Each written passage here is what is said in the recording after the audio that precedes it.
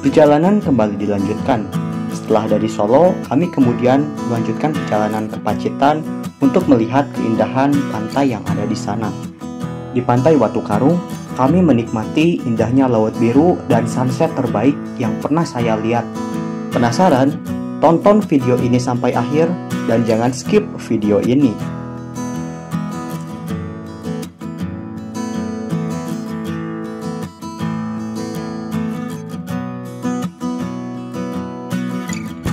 Halo, selamat datang di channel Hans Eleven. Pada catatan perjalanan edisi spesial kali ini, saya akan melanjutkan perjalanan saya menuju Pacitan. Jika di video sebelumnya kita pergi dari Bandung menuju Solo, kali ini kita akan coba untuk explore daerah Pacitan. Untuk teman-teman yang belum nonton catatan perjalanan spesial edisi backpacker kali ini, untuk part yang pertama, teman-teman boleh klik di atas. Oke, kita mulai saja perjalanannya. Setelah kita sarapan, kita kemudian berpamitan kepada Daus dan juga orang tuanya dan semua orang yang ada di sana. Dari Solo menuju Pacitan, perjalanan hanya dilakukan oleh berdua saja, yaitu saya dan juga Zulfikar. Daus sendiri tidak ikut pada perjalanan kali ini karena Daus diharuskan untuk merevisi laporan kerja industri dari seminar yang telah dilaksanakannya. Kami berdua berangkat dari Solo pada pukul 10:30. Dari Solo kita akan melewati Wonogiri untuk sebelumnya kita sampai ke Pacitan. Dari rumah Daus, kita hanya membawa satu carrier saja, karena jika kita membawa keduanya, pasti akan memberatkan kita selama di perjalanan. Dan carrier yang akan kami bawa adalah carrier milik Zulfikar, dan untuk carrier saya sendiri akan saya simpan di rumah Daus. Karena hanya ada satu carrier yang kami bawa, maka otomatis barang-barang yang kami bawa juga tidak banyak, dan hanya barang yang kami rasa penting saja yang kami bawa.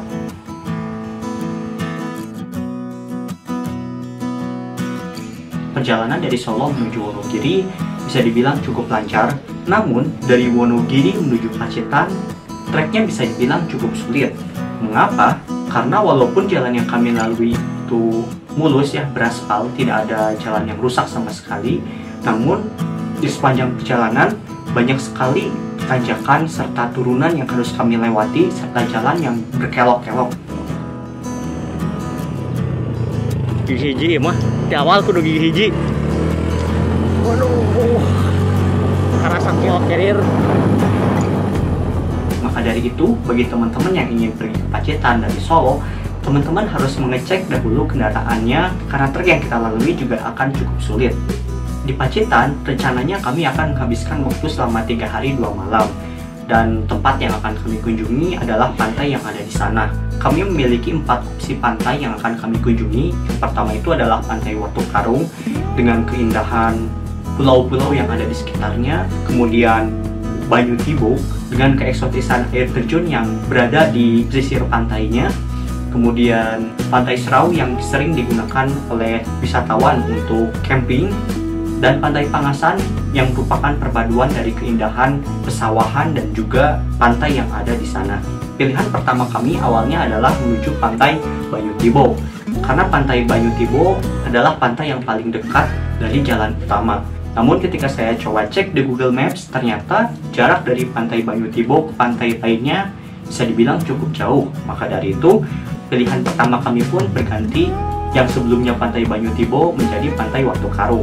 Karena Pantai Watu Karung sendiri berdekatan dengan Pantai Kasab dan juga Pantai Serau yang rencananya akan kami kunjungi.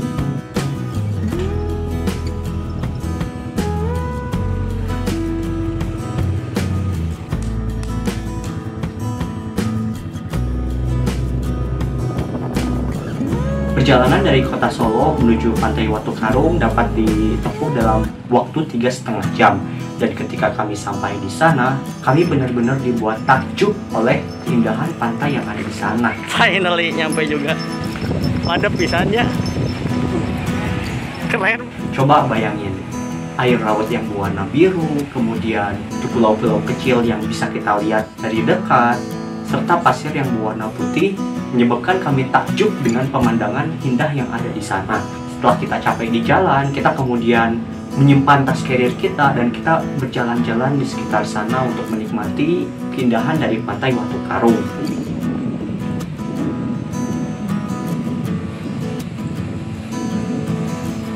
Madep.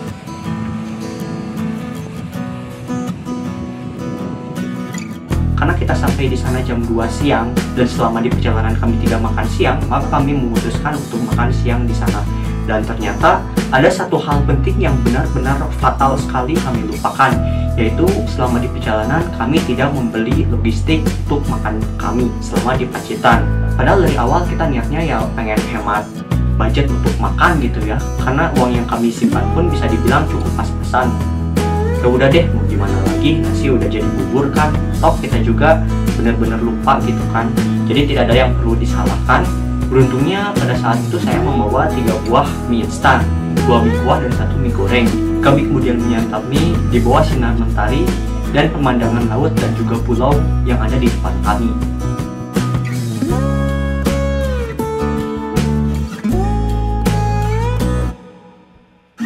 Setelah makanan kami habis, kami kemudian pergi kembali ke pantai untuk mengambil foto dan video serta berenang di sana.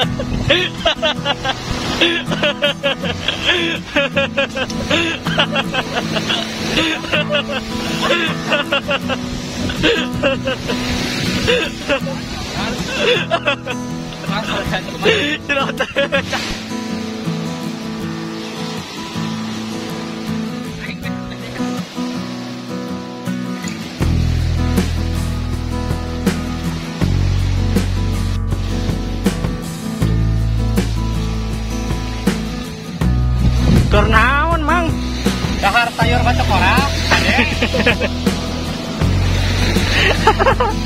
efek mie beak ya mah tadi.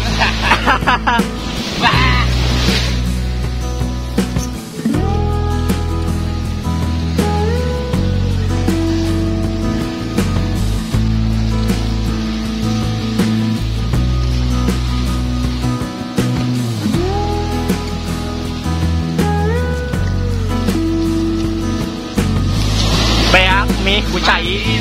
mati. Setelah kami puas berenang, kami kemudian pergi ke tepian untuk memasang hammock dan juga membeli kelapa muda.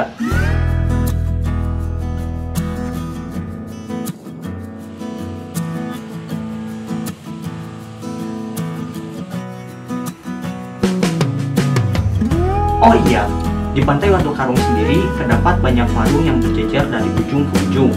Jadi kalau misalkan teman-teman ingin membeli kelapa muda ataupun sarapan dan makan siang di sana, teman-teman tentu bisa membelinya di warung yang ada di sana.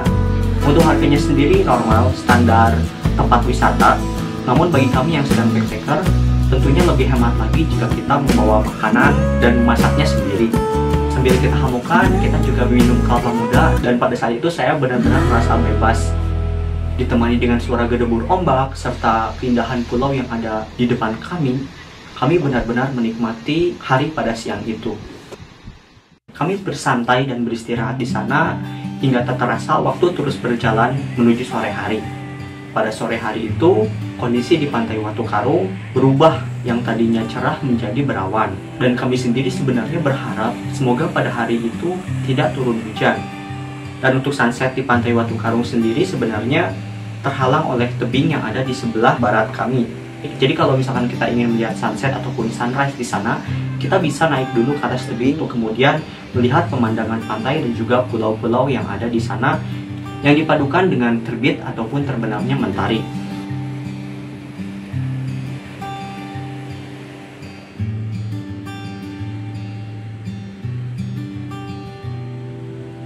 Setelah kami mempersiapkan semuanya, kami kemudian berjalan menaiki tebing, dan ketika kita sampai di puncak tebing, terlihat keseluruhan garis pantai Watu Karung beserta dengan pulau-pulau yang ada di sana. Bener-bener keren banget pokoknya. Pantesan aja gitu ya, orang-orang yang pergi ke Pantai Watu Karung ataupun Pantai Kasab menyebutnya sebagai Raja Ampatnya Pacitan karena keindahan pulau-pulau kecil yang ada di sana. Jir senjana mengerikan kieu.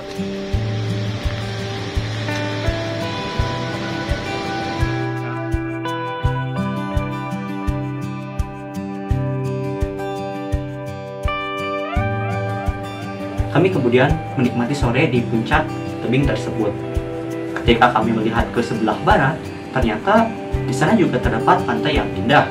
Pasirnya yang berwarna putih, kemudian di sana juga terdapat bebatuan yang menambah kesan keindahan dari pantai tersebut.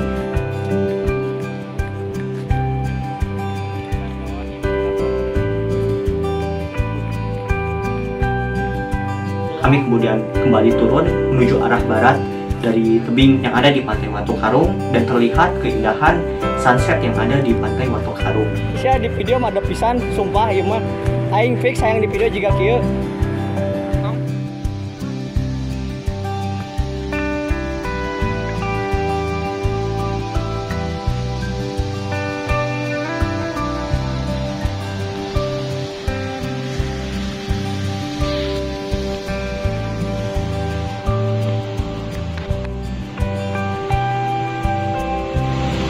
Kadekeun gerahan manehan ke arah dia.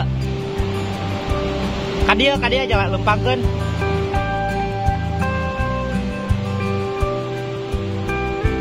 Bener-bener keren banget pokoknya. Dan bisa dibilang sunset di Pantai Watu Karung merupakan salah satu sunset terbaik yang pernah saya lihat.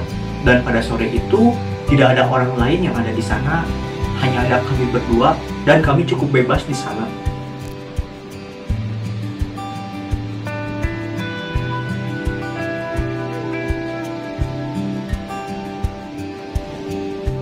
Kita kemudian waktu itu banyak berfoto dan juga bikin video untuk kepentingan konten kami. Dan pada akhir-akhir ini, saya juga sering mengupload konten video saya di TikTok dan juga konten Reels di Instagram. Mungkin kalau misalkan teman-teman pengen tahu konten saya di Pacitan lainnya, teman-teman bisa dikepoin di TikTok saya yaitu Hans1111 ataupun Instagram saya Farhan Gumilang 11. Awan yang sebelumnya menutupi mentari kemudian perlahan-lahan terbuka dan sunset yang kami lihat benar-benar sangat indah pada saat itu. Pokoknya kita benar-benar puas banget di sana. Kita menikmati sore sembari ngobrol sana sini dan juga meminum coklat panas.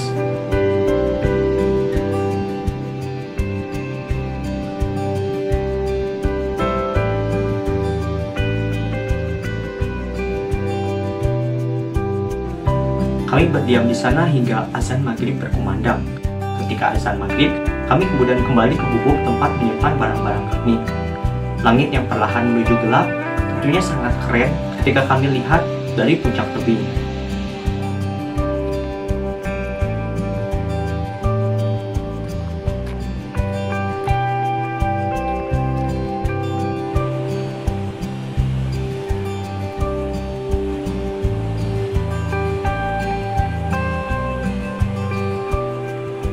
Kami kemudian turun dari tebing dan mempersiapkan malam kami.